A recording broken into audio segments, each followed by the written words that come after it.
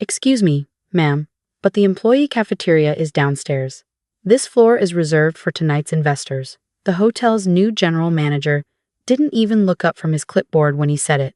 He just waved his hand toward the service elevator like he was shooing away a stray cat. My 16-year-old daughter, Mia, standing right beside me in the lobby of the Belmont Grand, watched his hand gesture with the kind of quiet fury only a teenager can produce. Her jaw tightened.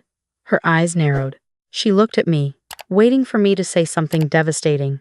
I didn't, because what the general manager didn't know, what almost nobody in that building knew, was that I had purchased this hotel 14 months ago through a holding company called Verdana Hospitality Group. I owned the Belmont Grand.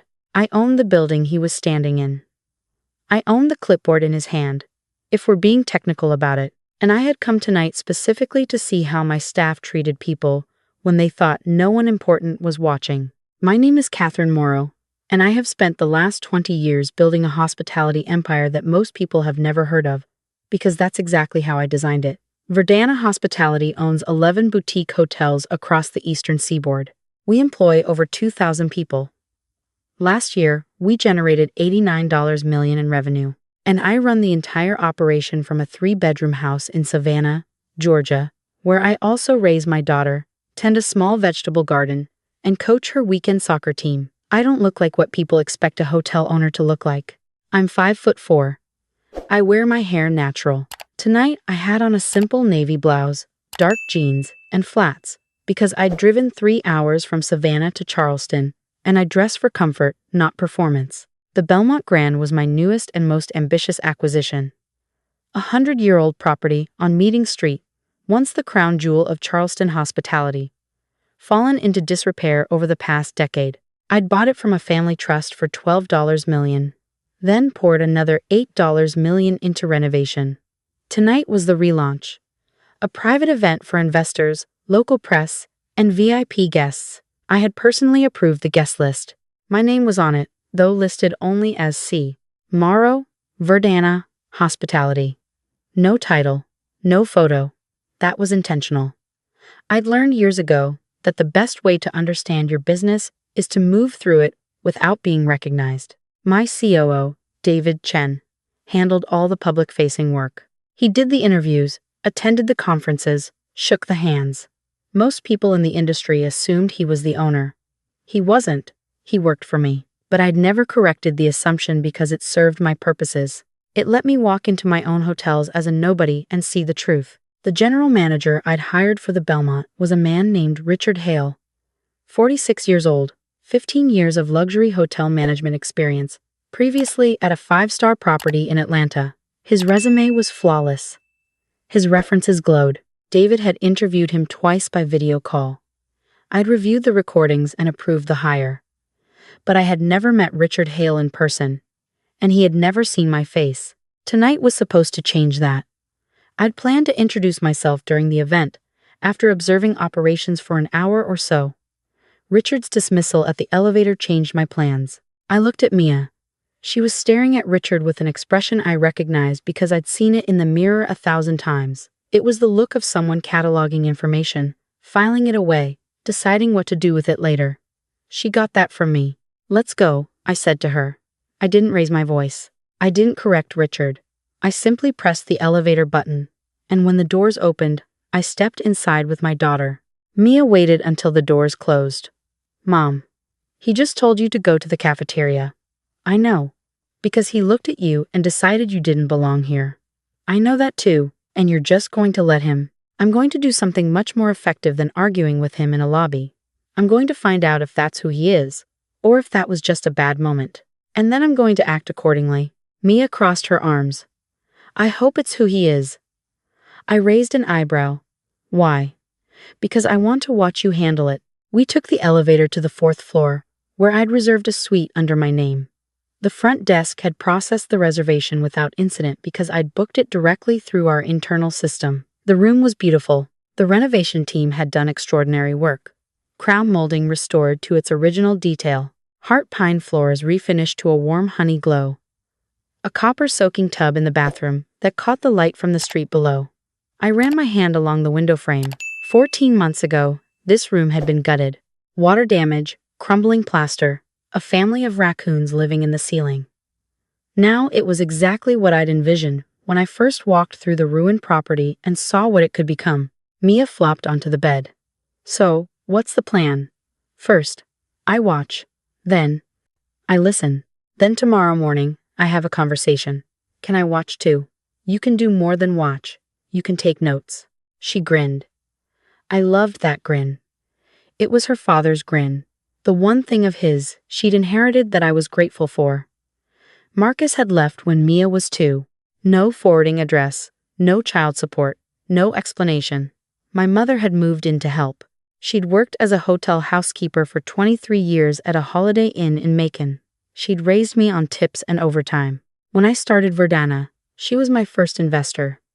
$2,000 from a savings account she built $1 at a time. She passed away 4 years ago. But every hotel I own has a small brass plaque in the housekeeping office that reads for Lorraine Morrow, who understood that service is dignity. My mother would have had a lot to say about Richard Hale. I changed into something slightly more formal, a charcoal wrap dress and low heels, and went back downstairs with Mia. The relaunch event was in full swing. The ballroom looked magnificent. Whoever Richard had hired for event planning deserved a raise. I moved through the crowd unnoticed, which is one of the advantages of being someone nobody expects to see. I listened to conversations. I watched the staff. The servers were professional, attentive, well-trained. The bartender knew the signature cocktail menu by heart. The housekeeping team had the lobby immaculate. From an operations standpoint, Richard was running a tight ship. That made what happened in the elevator worse, not better. I found a quiet corner near the terrace and watched Richard work the room. He was charming, effortlessly social. He remembered names, referenced previous conversations, made people feel important. He was especially attentive to a group of local investors I recognized from the guest list. He laughed at their jokes, refilled their glasses personally, guided them to the best table with a view of the harbor. When a young server, a woman who looked barely 20, approached him with a question about a dietary restriction, he answered without looking at her, not rudely, exactly, just dismissively, like she was furniture that had spoken. I saw it again 20 minutes later. A housekeeper came to the ballroom entrance to report a maintenance issue. Richard barely acknowledged her, gave a curt instruction, and turned back to his investors mid-sentence. No thank you, no eye contact, no indication that she was a human being who had just helped him solve a problem. Mia, standing beside me, was writing in the Notes app on her phone. What are you noting? I asked. The way he treats people based on who he thinks they are, she said without looking up. He's got 2 faces, one for the money people and one for everyone else. 16 years old, and she'd identified the core problem in 30 minutes. Around 9 o'clock, I approached one of the servers, a young man named Deshaun, according to his name tag. The shrimp appetizers are wonderful, I told him. Thank you, ma'am. Chef Alejandra is incredible. She's been working 18-hour days to get the menu ready. I could hear real admiration in his voice.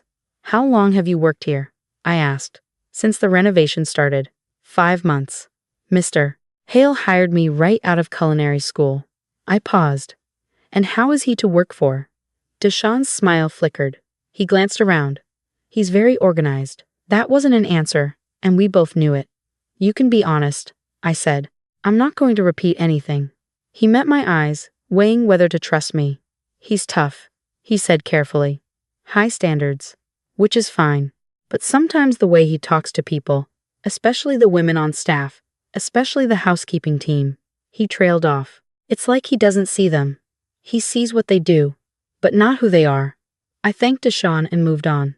Over the next hour, I had similar conversations with 4 more staff members. The pattern was consistent. Richard Hale was operationally excellent and interpersonally corrosive. He'd created a 2-tier system within the hotel.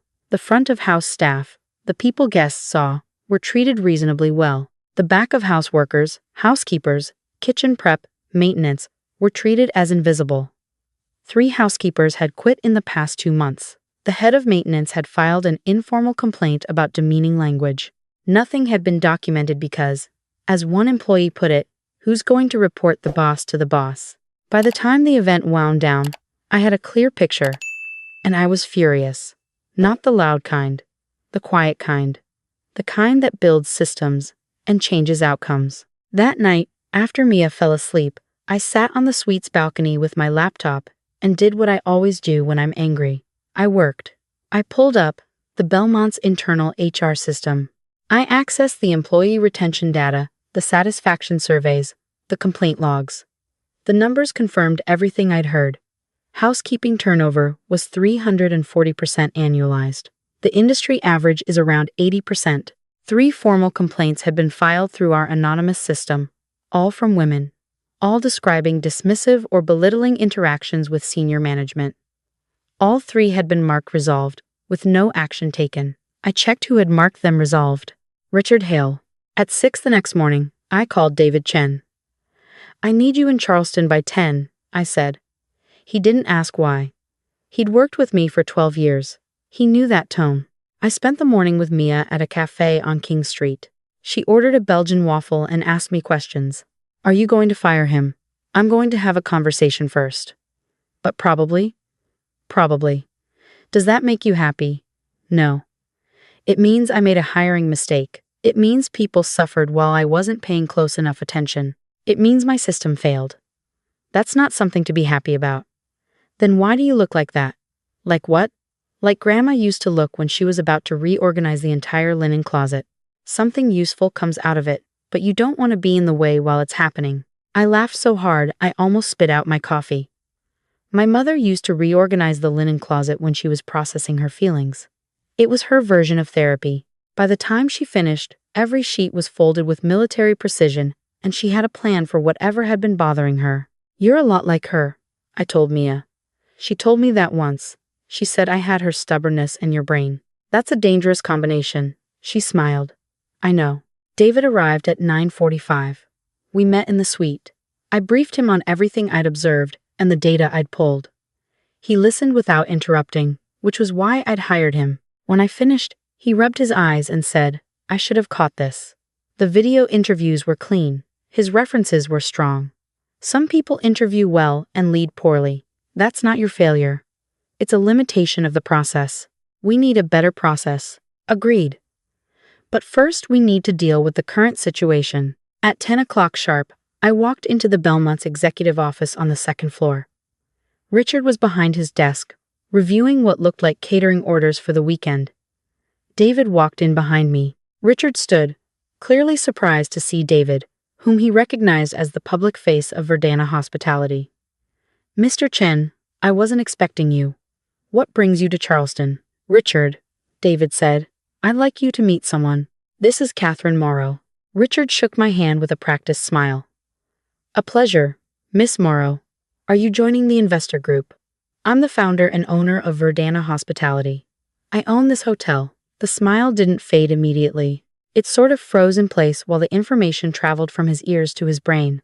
I could see the exact moment it arrived. His face went through confusion, recalculation, and then something cold settled behind his eyes. "I see. I don't think we've met before." "We haven't. Though we nearly did last night. I was in the lobby around 7:30 with my teenage daughter. You directed me to the employee cafeteria." The coldness cracked. Underneath it was something like fear. "That was you." "I wasn't. I didn't realize." "You didn't realize that the woman in jeans might be someone important." "I understand. That's actually what I want to discuss." Richard sat down heavily. I remained standing. David closed the door. "I've reviewed the employee retention data for the past 5 months," I began. "Housekeeping turnover is 4 times the industry average. 3 anonymous complaints have been filed describing dismissive interactions with senior management. You personally marked all 3 as resolved with no action taken. Staff members I spoke with last night described a consistent pattern of differential treatment. Front of house staff are managed professionally. Back of house staff, particularly women, are treated as invisible." Richard's expression shifted to defensive. "Those complaints were exaggerated. Housekeeping turnover is always high. It's the nature of the job. The nature of the job is demanding work that deserves respect," I said. "My mother was a hotel housekeeper for 23 years. She made every bed, scrubbed every bathroom, and maintained her dignity every single day. When I built this company, I made a commitment that every person in my hotels would be treated as a professional, not as furniture. With all due respect, Miss Morrow, you can't run a luxury property on sentiment. I run a $89 million company on principles. There's a difference. The room was quiet for a moment. Here's what I observed last night, I continued. When an investor spoke to you, you gave them your full attention. Eye contact, active listening, personal warmth. When a server asked you a question, you answered without looking at her. When a housekeeper reported a maintenance issue, you dismissed her mid-sentence. You showed me and my daughter the service elevator because we didn't look like we belonged. That's not a one-time mistake, Richard. That's a worldview. And it's one that's costing this hotel its best people. I pulled out the printed data. In 5 months, we've lost 11 housekeepers, 3 kitchen staff, and 2 maintenance workers. Replacing each hourly employee costs approximately $3,500 in recruiting, training, and lost productivity. That's $56,000 in unnecessary turnover. For a property in its first year, that's not just a cultural problem. It's a financial one. Richard looked at the numbers. I could see him calculating, trying to find a counter-argument that would work on a business level since the moral argument clearly wasn't landing. I can improve the numbers, he said. I'm sure you can improve the numbers. I'm less sure you can change the behavior that's producing them. What are you saying? I'm saying that I've seen enough to make a decision. But I believe in giving people the same opportunity I'd want. So I'm going to give you a choice. I sat down across from him. Option 1.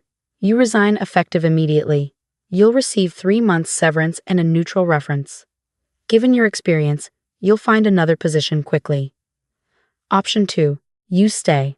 On a 6-month probationary period with specific conditions. Mandatory leadership coaching focused on inclusive management. Monthly staff satisfaction surveys reported directly to me, not to you. A formal mentorship program pairing you with back-of-house team leads so you understand their work firsthand. And a public apology to your staff for the environment you've created. His jaw tightened. A public apology. You publicly set the tone. You need to publicly reset it. This feels extreme. 3 women filed complaints about your behavior, and you buried them. 11 housekeepers left a job they needed because their boss made them feel worthless. My 16-year-old daughter stood in a lobby and watched a grown man tell her mother she didn't belong in her own hotel. Which part of that isn't extreme? Richard was silent for a long time. David stood by the door, arms crossed, watching. Finally, Richard spoke. If I choose option 2, and I meet all the conditions, what happens after 6 months? If you've genuinely changed, you keep your job, and you'll have my full support. If you haven't, we revisit option 1 without the severance. He looked at the table. I'll take option 2. I want to be very clear about something, I said. I'm not doing this because I think you're redeemable. I'm doing this because I believe people deserve a chance to be better than their worst behavior. My mother believed that. She cleaned rooms for people who looked through her like she was part of the wallpaper, and she still treated every one of them with grace. That's the standard I hold myself to. And it's the standard I hold everyone in this company to. He nodded. I understand. I don't think you do yet, I said. But maybe you will. I stood and walked to the door. Oh, and Richard. I turned back. The young woman who asked you about the dietary restriction last night. Her name is Elena. She's been a server for 3 months, and she's one of the highest rated by guests on our feedback system. Next time she asks you a question, look at her when you answer. I left the office. David followed. In the hallway, he exhaled. You gave him a chance. Some people would have just fired him. Some people should have. I'm not sure I made the right call. You made the call that lets you sleep at night. That's worth something. Is it worth $56,000 in turnover? I guess we'll find out. That afternoon, I did something I hadn't planned. I went to the housekeeping department on the 3rd floor. The workspace was clean but sparse, functional. No character, no warmth. A whiteboard listed room assignments in black marker. No names, just room numbers and times. I found the housekeeping supervisor, a woman named Dolores who had been with the hotel since before the renovation. She'd worked for the previous owners for 11 years. When Verdana took over, she'd stayed because she loved the building. Miss Morrow, she said, when I introduced myself, clearly startled. I didn't expect. Nobody does. That seems to be a recurring theme. We talked for an hour. She told me things the data couldn't capture. How Richard referred to housekeeping as the invisible department in staff meetings. How he'd canceled their holiday lunch because he said it wasn't in the budget, while simultaneously approving a $4,000 wine order for the investor event. How the youngest housekeeper, a 19-year-old single mother named Tanya, had come to work with a bruise on her arm and asked Dolores for the number of a domestic violence shelter, and when Dolores had asked Richard about the company's employee assistance program, he'd said housekeepers don't stay long enough to justify the paperwork. That last detail hit me somewhere deep. It hit me in the place where my mother lived, where the memory of her hands, cracked and rough from years of cleaning chemicals, still felt real against my face when she held me. "I'm going to fix this," I told Dolores. "I'm going to fix all of it." She looked at me like she wanted to believe me but had been disappointed too many times. "We'll see," she said, and that was fair. Over the next 2 weeks, I implemented changes that didn't require Richard's participation. I activated the Employee Assistance Program for all staff, including housekeeping, effective immediately. I approved funding for a proper break room for back-of-house workers with comfortable furniture, a coffee machine, and a window. I personally wrote a letter to every employee at the Belmont thanking them for their work during the renovation and relaunch, and I installed a small brass plaque in the new housekeeping break room. For Lorraine Morrow, who understood that service is dignity, Richard began his coaching program. His first monthly report was stiff and performative, the kind of thing a smart person writes when they're checking boxes rather than changing habits. His second was marginally better. By the third month, something shifted. His coach told David that Richard had broken down during a session after spending a full day shadowing Tanya, the young housekeeper, and watching her clean 14 rooms in 8 hours while worrying about whether her childcare would last until her shift ended. I don't know if that moment changed him fundamentally or just temporarily. I've learned that change is not a single event. It's a daily choice, and some people only choose it when someone is watching. 6 months after the lobby incident, I returned to the Belmont with Mia. The hotel was thriving. Occupancy was up 23%. Guest satisfaction scores had climbed from 4.1 to 4.6, and housekeeping turnover had dropped from 340% to 95%, still above industry average, but moving in the right direction. Mia and I walked into the lobby. Richard was at the front desk, reviewing something with a staff member. He looked up and saw us. For a moment, something complicated crossed his face. Then he walked over. "Miss Morrow, welcome back. And this must be Mia." He extended his hand to my daughter. She shook it, studying him with those cataloging eyes. "I hear you're quite the soccer player," he said. Mia glanced at me. I didn't tell him that. "David might have mentioned it," I offered. Richard smiled, and it was different from the polished charm I'd seen at the investor event. It was smaller, less practiced. "I wanted to tell you," he said to me, "that I owe you an apology. You gave me one in writing 3 months ago. A letter isn't the same. I looked at you in that lobby, and I made a judgment based on what I saw, not who you were. And the truth is, even if you weren't the owner, even if you were exactly who I assumed you were, what I did was wrong." That's the part that took me a while to understand. I studied his face. I wanted to believe him. I've been in business long enough to know that people can perform sincerity as easily as they perform confidence. But there was something in his eyes that looked like genuine discomfort, the kind that comes from having seen yourself clearly and not liking the view. "I appreciate that, Richard. How are things with the housekeeping team?" "Dolores says I'm a work in progress." He paused. "She's being generous." That was probably the most honest thing he'd ever said to me. Later that evening, Mia and I had dinner at a small restaurant near the waterfront. She ordered the crab cakes, her grandmother's favorite, though she'd never say that out loud, because she was 16, and sentiment was uncool. "Do you think he's really changed?" she asked. "I think he's changing. There's a difference." "What's the difference?" "Changed means it's done. Changing means it's happening. One is a destination. The other is a direction. And direction matters more. Direction is the only thing that matters. Anyone can arrive somewhere by accident. Choosing to walk there every day, that's character." She chewed her crab cake thoughtfully. "Grandma would have liked that. Grandma would have said it simpler." "How?" "She would have said, 'Be kind or get out of my linen closet.'" Mia almost choked laughing. I laughed too, and for a moment my mother was right there with us, folding sheets with furious precision, teaching me without words that the way you treat people when no one is watching is the only test that counts. I thought about the Belmont, about Richard, still learning, about Dolores, still watching, about Tanya, still cleaning 14 rooms a day, but now with health insurance and a break room with a window, about Deshawn, who loved Chef Alejandra's cooking and deserved a boss who saw him. The help. That's what people call the ones who serve. But my mother served for 23 years and she was the strongest person I've ever known. Service isn't small. Service is what holds everything together. Hotels, companies, families, communities. The people who do the work, the real work, the work that no one notices until it stops being done. Those people aren't the help, they're the foundation. And I would spend the rest of my career making sure every person in every hotel I owned knew that. Not because it was good business, though it was.